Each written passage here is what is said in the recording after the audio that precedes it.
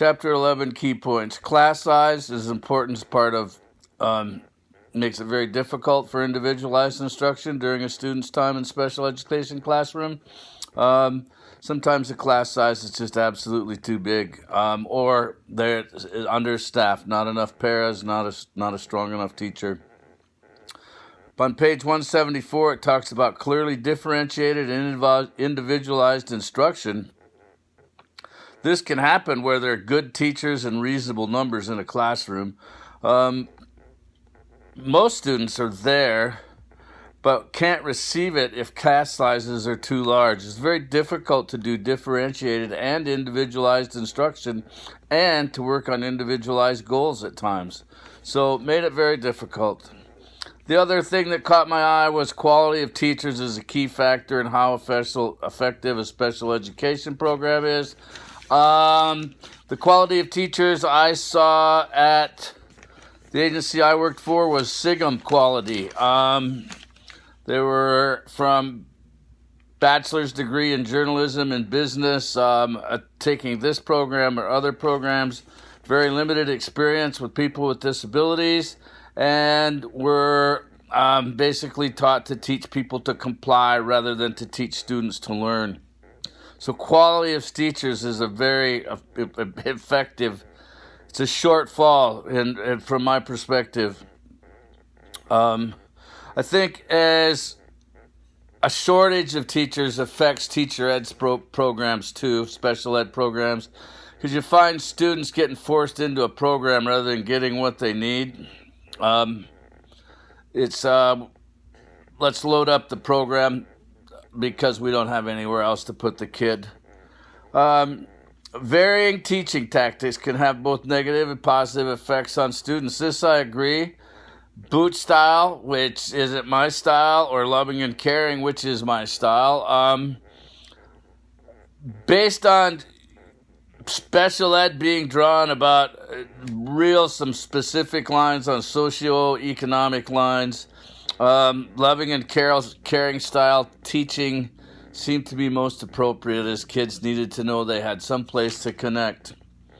The other part that caught my eye is that many schools, once a kid's identified as needing specific instruction or restrictions, it's difficult to get the school or anyone else to realize that, hey, maybe we can do something different. Although I had several students that,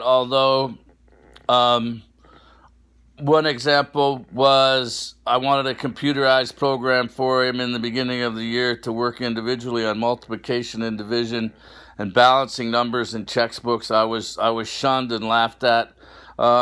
He's actually doing multiplication tables and excelling because we refused to accept what previous teachers had said. And then it seems as though, although getting a student integrated back into the general education is supposed to be the goal, that sure isn't happening where I was working. It was never mentioned. It was never talked about at teachers' meetings. It was never talked about with gen ed teachers. It was, they can go to music and recess and noon and we'll call it gen ed time, but it's not. It was a trick.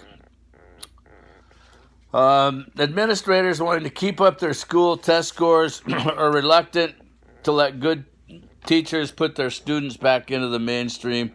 I think that's very true, is that if I have a special ed student in the classroom, the gen ed teacher is impacted, the school's impacted, and they're going to do their best to keep them at the end of the hall. Overall, special education has a very low exit rate due to a variety of different reasons. The easiest time for students to exit the program is middle school, which very few students do. In the adult world, every time I encountered someone from a disability walking out of an institution, it was, what do we do to make them independent and be like everybody else?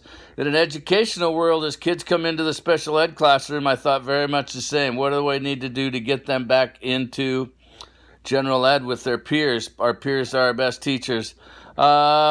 I encountered significant resistance to that thought and was actually encouraged not to mention it. I think the most important one, and I'd like to include race along with this one too, is the effects of low income versus high income communities. Not only communities, but individuals, and it reflects the kind of instruction that students get. In my particular classroom, there was only 1 of 10 kids that came from a middle class family. The rest of them all came from impoverished families or families with parents with disabilities,